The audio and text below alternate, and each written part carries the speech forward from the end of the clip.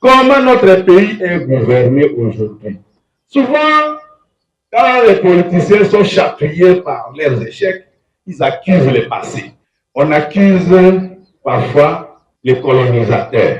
Nous avons la colonie, il y a la Belge, non, les Belges ont commencé à nous coloniser formellement en 1908. En 1960. La colonisation belge au sens strict a duré 52 ans. Sauf ici, il y a Léopold II, Léopold Bakizamwa 8 pour retourner jusqu'en 1900. Au Bakissi, sur moi dizaine pour aller au lendemain de la conférence de Berlin de 1980. Donc, Léopold II, pour autant qu'il est moi vingtaine. Ma Belge, pas moi pour le gouvernement, la bango 52 ans. Mais tant que ma Belge, ma Tikibiso en 1960, pendant l'époque coloniale, ils ont construit à partir de rien. Ils ont transformé des sentiers en routes. Ils ont laissé 147 000 km de routes. On a fait la page sur un des derniers discours du président Joseph Kabila sur l'état de la nation avant le mandat ici là. Alors qui, sous son règne, on a construit et on a entretenu, on a réhabilité 23 000 km de routes. Donc, par rapport à 147 000 km, on connaît 100 000 km de route à partir de rien exactement ça la moquette. Aujourd'hui, nous avons 26 provinces. Soko Longori, chef-lieu, la Badolite. Aujourd'hui, que Salema qui sous la houlette du maréchal président Mobutu. Au Colombo, sous la carte, il y a des villes aux Anango, une trentaine de villes aux Anango. Au Colombo, peut-être un Koutembo, en Nord-Kivu. Tout le reste, nous avons hérité des Belges. Bango de Babanga qui va commencer à vous quelque part. Tous sont incapables de maintenir Rango dans l'état où donc, le passé n'a pas été si mauvais que ça. Lorsque le président Joseph Kabila, parfois, ça c'est la colonisation, parfois on voit Mobutu. Mobutu est un dictateur, c'était lui le diable. Bandeko, ici à Kinshasa, c'est sous Mobutu qu'on a fait le cas Badiadi, la cité de l'Union africaine, l'Embassalon, le cas qu'on appelle le cas Kabila. C'est sous Mobutu qu'on a fait Sozako, qu'on a fait les meubles de la régie des eaux, de la SNER, ce qui est aujourd'hui le grand hôtel, la cité de la RTNC, les stades de martyrs, je ne sais pas, la cité verte, la cité Maman Mobutu, comme le lotissement, le logement, bien, une cité bien urbanisée pour la population. Hein? Donc, on a qui? Sauf que Kitibo, la Congo centrale, vous avez la cimenterie, une pièce de la Sinat, ma pomme maréchal, la minoterie de Matati, ma eau, sociale, ainsi de suite. Sauf que il prend la carte et pas la mission de Kutaka, ma combina industrielle de Kemena, ma sauter ski, ça c'est sur le groupe. Les gens, quand ils parlent de ça, ils oublient qu'à l'époque de Mobutu, Zaha, la dictature, c'était des partis uniques partout. Il faut parfois mettre les choses dans leur contexte. Vous voyez, Kabila Père, nous connaissons ce qui lui est arrivé. Il était tellement droit à l'ingénieur qui composait tant Moukete, Mao est contraire à l'idéal. Lui-même avait dit un jour, on ne peut pas mélanger le riz et le sable. Alors ça lui a coûté ce que ça lui a coûté. Il n'est pas resté là. On a eu Joseph Kabila. Joseph Kabila est arrivé au pouvoir dans quelles conditions? Il est entré au pouvoir quand nous avions pratiquement 5 gouvernements dans le pays. Le pays était coupé, le pays était en lambeaux. Il y avait le gouvernement de Kinshasa, le gouvernement de Goma, la RCD Goma, le gouvernement de Badolite avec les MLC, le gouvernement de Butembo avec RCD Kisangani, le mouvement de libération, KML, le gouvernement de Siro avec RCD national, tout ça. C'était ça, l'héritage qu'il a trouvé. Mais le jour où il a passé la main au président Tshisekedi, il n'y avait ni gouvernement parallèle, ni M23, ni rien. C'était calme.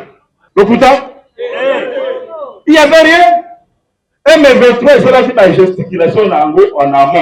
Il y a un commandant suprême, Angongawana, à Salaki Nandunginai, Tomonaki, général Jean-Lycée Baouma, Naoé Halaki, colonel Mababou, Mamadou Ndala, ba fierté na biso, basilisaki makambo wana.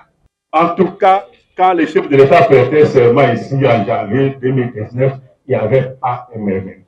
Il n'y en avait pas. Les lots, toujours cohabité na M23. Banda bakotaki Bunagana, Sango, Ezoya Kuna Kaka, ya kuonyesha que passe ezali quelque part au nord Kivu. Même si ce n'est pas au Bunagana, c'est dans un autre village. On a bombardé ici, il y a des morts là-bas, les gens sont en fuite ici, les gens ont été tués là-bas, ils ont été massacrés ici, ça continue. Entre-temps, le gouvernement a dit ça, ils ont été à Bissau, vous savez que toujours ça, la nuance, pour se dire que ça là, tout peut se rater que toujours dans la guerre, toujours agression. Solution anonyme, il faut dénoncer. Il faut dénoncer. Il faut dénoncer. Ce qu'on dénonce, c'est aujourd'hui, non, ils ont condamné dans nos Rwanda. Ils ont condamné dans nos terres. Ceux qui ensemble vont condamner dans nos terres. Moïse a condamné dans nos terres. C'est ça. On appelle, pour résoudre les problèmes, gouvernement ougandais.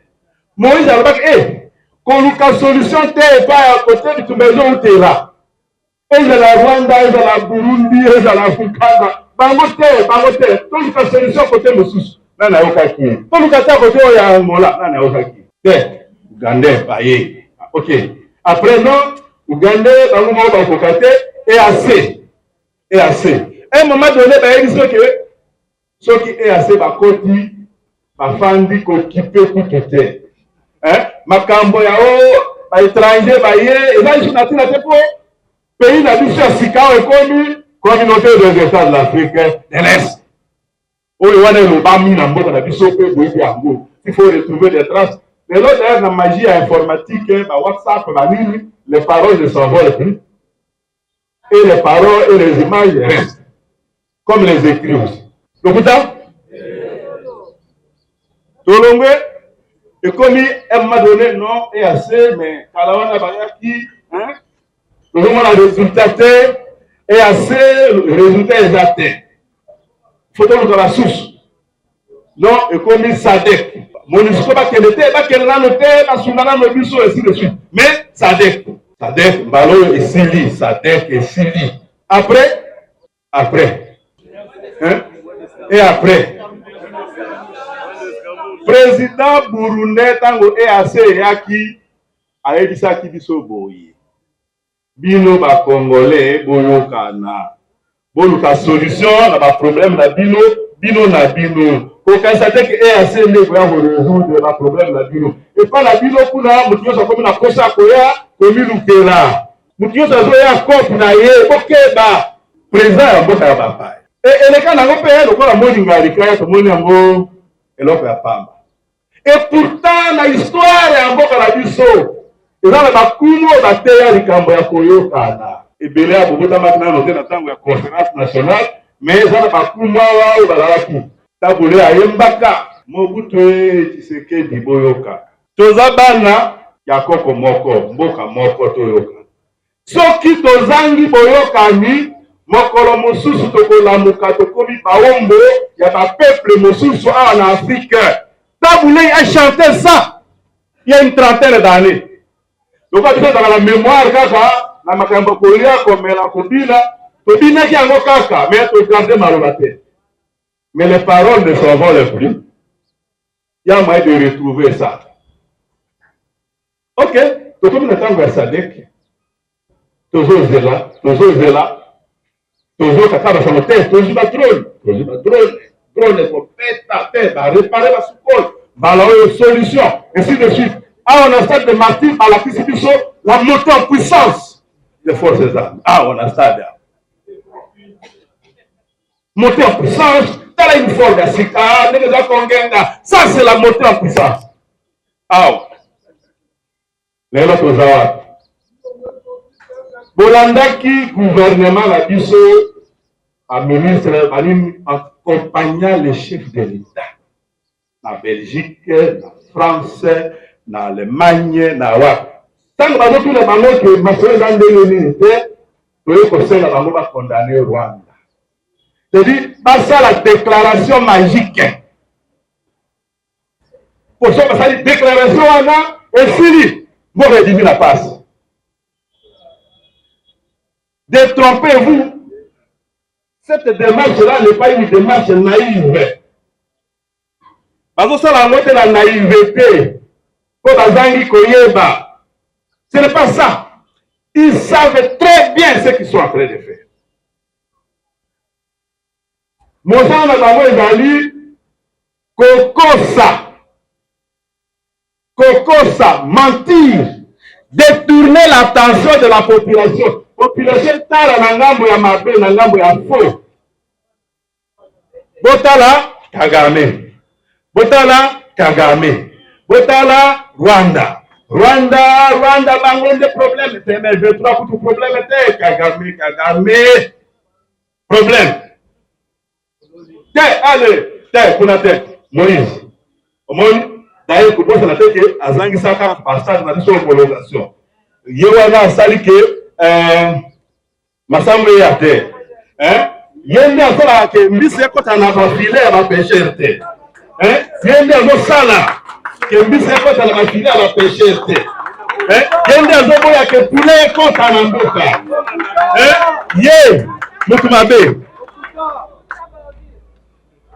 Kuna te abikete. Bon, c'est-à-dire ils ont le sous bon Moïse, oui, mais il est pesate.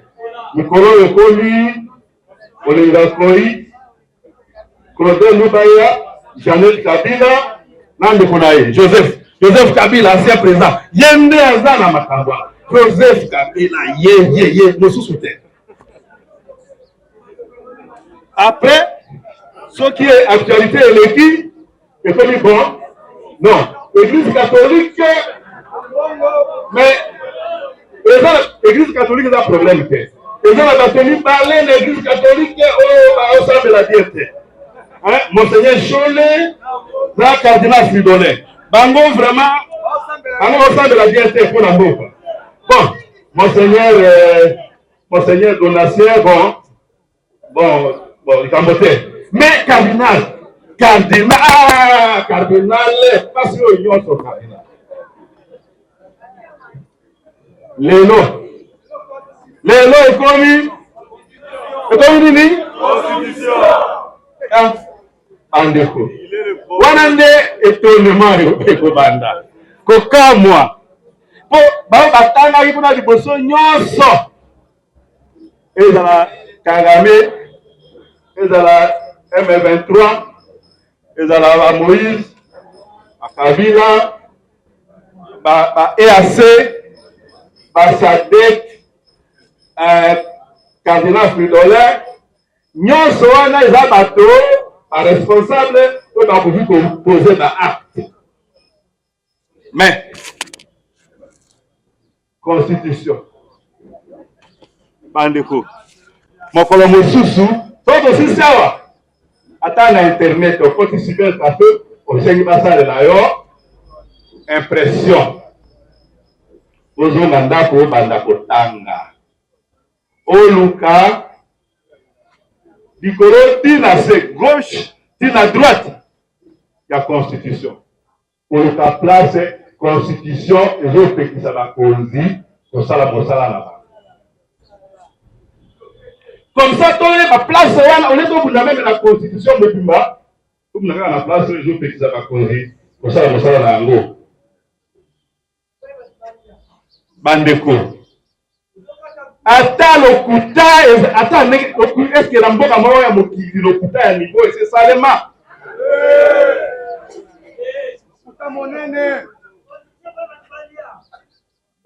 constitution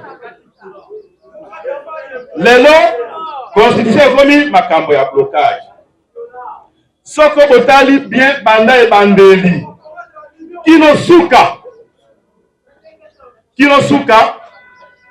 accusation wana nyonso ezali cohabiter na mosala ya moyibi na kati ya mboka ntango bazotina bino keba na boye bokokamba paf 120 millions 47 millions 229 millions 340 millions 48 millions. On a un million, il y a Banguba, il y a zéro, il y a Nini.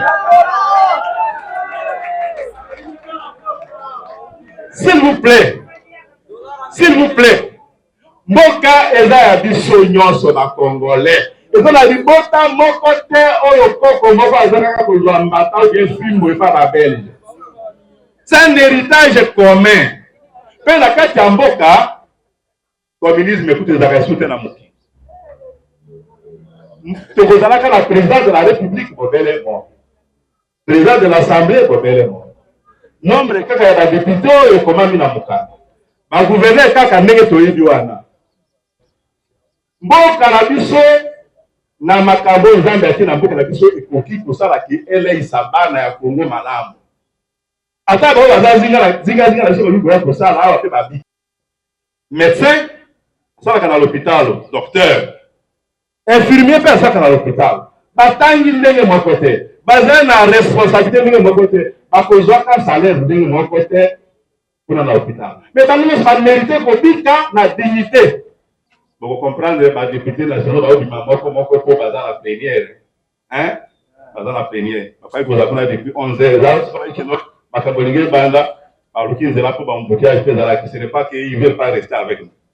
Pendant que Todoroba, M23, M combien? Ainsi de suite, bongo les apportés.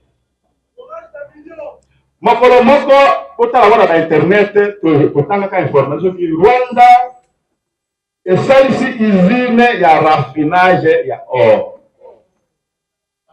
Or, la bango, na o basomba kana ndenge oyo bandeko na biso bango na activo moya ateka ngao ezate pe tracasserie leki ya kotekela papaya asali usine po apetola yango po eloko so apetoli balongoli ba impurité ekoma na valeur na yango penza. Basali usine na 5 millions de dollars. 5 millions. Basali usine ya kopetola wolo. Donc, qui dit usine? Dit, moi chef d'usine à Kozala, hein? Moi mécanicien à machine à Kozala, moi aide mécanicien à Kozala, moi nettoyeur à Kozala, moi chef du personnel à Kozala, moi comptable, moi ni donc, bato bakozwa misala. Ba batangi mingi, na ba batangi muke. Attends 15 personnes, attends 20 personnes, attends 53 personnes, bakozwa ça. Et pas la biso awa toyoki biso te baopposant to bimisi sango bango moko depuis la kosalisa idée ya francophonie batiaki devis bacalcule ke bakosala dépense ya 48 millions 48 millions baninga na 5 millions basalaka usine biso 48 millions c'est ça. 48 millions. Mais voilà le problème était. J'ai la francophonie et aussi là-haut. Parce que moi, je dis que, et si quand la dépense à 48 millions, la salle de dépense est à 340 millions.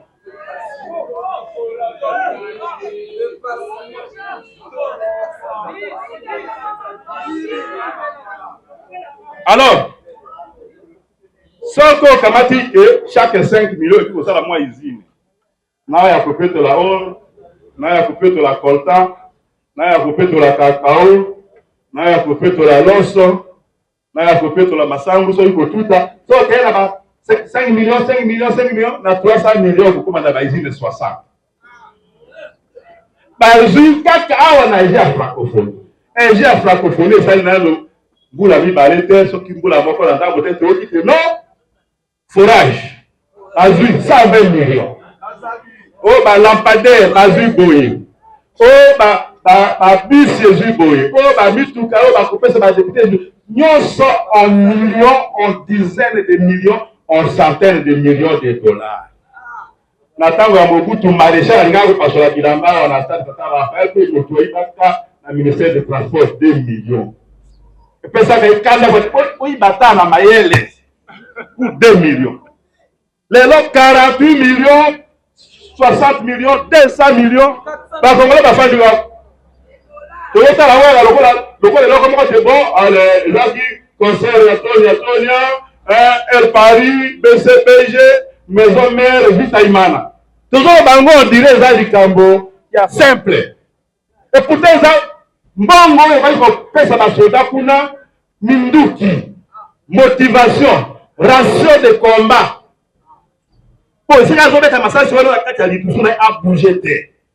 So là, il y a des massage à l'autre, ça, tant qu'on est au Japon, on a collaboré à Madesh, à Olo, à Bitumbanégé. Et ça part. Ce qui est grave, parfois, les gens qui ont fan de la haute commission, moi, quand je suis président de la République à l'Oba, beaucoup a essayé beaucoup. Et là, il y a Koïba, et là, ils sont terre. Alors, Soko Tangi, 47 millions, 86 millions, 120 millions, 340 millions, 229 millions, Soko Tangi, un million, je ne sais pas comment on dit ça. Alors, ceux qui ont été vers l'autre côté, alors, on va penser que l'école est l'autre, ils ont un niveau. Ils ont un niveau, il y a un milliard. Il y a moins de que, il y a un aéroport moderne. Ma Turc qui va salir de vie, de côté de 330, 334 millions. Avec la Chinois, pardon. La Chinois, 340 millions, de côté de la vie sauté. On nous va ma Turc. Ma Turc, bon, 340 de côté, bon, ça va. Si tu fais un milliard de bosso, 300 milliards de ciment. Donc, pour l'aéroport, il y a 1 milliard 340 millions. Hein? Autrement dit, ceux qui 300 millions, c'est ça là. Mais ceux qui ont ça, ils ont l'aéroport et bon, c'est quoi qu'ils ont dit, on a fait. Tiens, loco, tu sais qu'il y a 1 milliard 300. Namboka, Bissoté, ce ne sont pas les opposants qui publient ces chiffres. Bango moko de baoubini sango te bozo landango na ba compte rendu, na ba point de presse, na ba tout ça bozo là. Faisant mboka ndengeni. Nous sommes quelle sorte de pays, quelle sorte de peuple?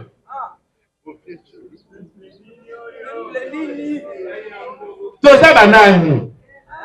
Biso ba Congolais toza banani. Peuple naïf. Toza kaka bato lokola ba peuple mosusu ou bien ba melisa biso eloko moko boyo sala ke di kambote di kambote. C'est grave. Alors, tango mboka eza na guerre, tango bato baza koyiba, tango balobi budget na biso komi 16 milliards. Tango ya Kavila ba matata zaki ba 4 milliards et demi, 5 milliards, mais bato ba fonctionnaire ba futa banda les 19, ba futa ba soldats, ba policiers, ti ba les 26, ba les 29. Lelo to komi na 16 milliards. Angola mobile. Budget. 2 années consécutives. Résultat, ceux qui sont là ici, là, noté, peuvent pas seulement que qui s'habitent, qu'on va le côté de la tête. Ils ont fonctionné. Alors, ou bien un milliard d'euros, ils ont à l'Okuta, on trompe les gens. Voilà, les budgets augmentés, grande capacité mobilisatrice. Ou bien ils ont un milliard et un solo, alors, ma colonne nango baza pose. Ma Congolais, bino baza colonne nango te pose là. Donc, la CDC, distribution, partage, montre azui, jet na avec vos bons de ça. Alors, côté là, avec les syndicalistes, non, c'est pour ça la grève. D'ailleurs, on a déjà bouclé la paye de ces mois. Paye comme pour ça, ma reportage, dans la radio, dans la télévision, dans la barrière. Mboka eza kobeba moyibi eza kobatisama lokuta eza kokontinue mpe na ngongana toponi ke bon gouvernement élection esalemi mais gouvernement mikolo nano te tozwi premier ministre ya mwasi me oyo ya mobali azala nano bokomi badepute mobeko epesi bino 8 jours opona soki ozalaki na gouvernement okomi élu dans les 8 jours opona kote okotikala bon Mais à l'Assemblée nationale, expédier les affaires courantes. Zarakuna ou dans la PAO. On est bloqué. Les institutions sont bloquées. Et on commence à dire non, c'est à cause de la Constitution. C'est à cause du système, la mission de le système semi-présidentiel. Et dans l'article mokote de la Constitution, où il dit que, ou bien il Mboka est à la bien gérée. Et dans l'article mokote de la système semi-présidentiel, où il dit que, tout le gouvernement du Manokite. L'Okuta. Le système électoral en notre pays dispose bien sûr à un certain émiettement de voix, à une dispersion de suffrages sur plusieurs organisations politiques, ce qui veut dire que quelque part pour gouverner, il faut constituer une coalition. Il faut que ça, député à tel regroupement, plus tel parti, plus tel regroupement, ça la majorité, c'est quoi va gouverner. Mais là, nous sommes devant une situation particulière. Union sacrée de là-bas, de la nation, de chez eux. Bon. Union sacrée, ils coalition. Et ça ici, un parti politique, un regroupement politique, moi, mingi. Mais d'abord, batangi science politique, donc batangi sakamo le coalition ya motindo wana. Donc l'union sacrée c'est une coalition forte. On a nini babenga une coalition forte parce que c'était une coalition constituée en amont des élections. Et ton ami liboso ya vote. Avant d'aller aux élections, ils étaient déjà d'accord sur la vision du chef de l'État, sur le programme commun, ils étaient déjà d'accord. Ils avaient déjà fini de négocier. Avant d'aller aux élections. Ils étaient déjà d'accord. C'est ce qu'eux-mêmes ont appelé la vision du chef de l'État, les actions du chef de l'État, les programmes communs. Ils étaient déjà d'accord. Aux élections, en faisant ce qu'ils ont fait, distribution de dizaines et de milliers de machines à voter, et tout. Ils se sont octroyés 95% de députés à l'Assemblée nationale. Bango na bango. Bango na bango. Alors, qu'est-ce qu'ils ont encore eu à faire pour dépenser 4 mois, 5 mois après ces élections, alors qu'on les organisant à leur manière, ils savaient qu'ils avaient déjà la majorité, ils se sont déjà octroyés la majorité. Parce que s'ils avaient mis un peu de volonté, au lendemain des élections, ils pouvaient faire un gouvernement nouveau. Peut-être on attend les résultats définitifs, il y aurait peut-être des ajustements. Ok, alors dans ces cas-là, on peut faire un ministère de l'Éducation nationale, au lieu de faire EPC et enseignement supérieur, on peut faire un ministère voilà, on peut faire un ministère des Finances et Budget. Parce que moi, ça, mais abandi makamba sérieux, ça va m'amener les résultats définitifs à procéder aux ajustements nécessaires à l'équilibrage. Au lieu de faire ça, ils ont choisi la récréation. C'est une récréation coûteuse. Tant qu'on va faire courant, il ne faut pas croire que Mongo ya Paco, Mongo ya taxe, oh, ils ont compté la caisse à l'État qui est Fandiwana, ils ont dit le gouvernement définitif. L'argent part. Les ressources nationales sont dilapidées pendant cette période où personne ne rendra compte à personne. C'est ça le pays. Est-ce qu'il y a une raison au début d'une 4e législature d'attendre 3 mois, 4 mois pour avoir un bureau définitif? Mon collègue va député d'Abdimi la session inaugurale à côté de palais du peuple, Bakokaji Kopima, na exemplaire et un règlement législatif et Yawa, et ce qui s'acquit là. Parce que si 3 jours, 4 jours, il y a un amendement pendant que les commissions provinciales procèdent à l'examen des dossiers pour la validation des mandats. À la fin de la semaine, on a le règlement intérieur et au début de la 2e semaine, on attend, et puis on commence à organiser la procédure d'élection du bureau définitif. Au lieu de faire ça, on tourne en rond. On gaspille l'argent public tout simplement pour passer le temps. D'un côté, parce qu'eux-mêmes se sentent incapables de s'occuper des vrais problèmes. Ma promenade doit être là pour qui ma responsabilité. C'est ça la réalité. Quitter le problème, faire le la papa et le papa, problème des gens à préférer que les colangua. Un jour, on a pris ça pour y aller, au moins, nous avons les quittes au temps. Il y en a qui le font tellement tous les jours qu'ils deviennent des ivres dans les familles. Oui, c'est une fuite de responsabilité. Il n'y a pas autre chose. Mais ça bloque. Comme je l'ai dit, ce n'est pas si naïf que ça. Comme on a ngoté le la bazangi de koyeba. Asali yango, on a posé par raison pour le moment, constitution de ça que tout, mais là, il faut changer la constitution. Par le but c'est qu'on révise. Pour ceux qui vont réviser, on va dire, ok, très bien, la constitution a prévu une procédure de révision, mais ne touchez pas aux articles verrouillés. Pour contourner l'article verrouillé, il faut une nouvelle constitution pour rédiger à zéro.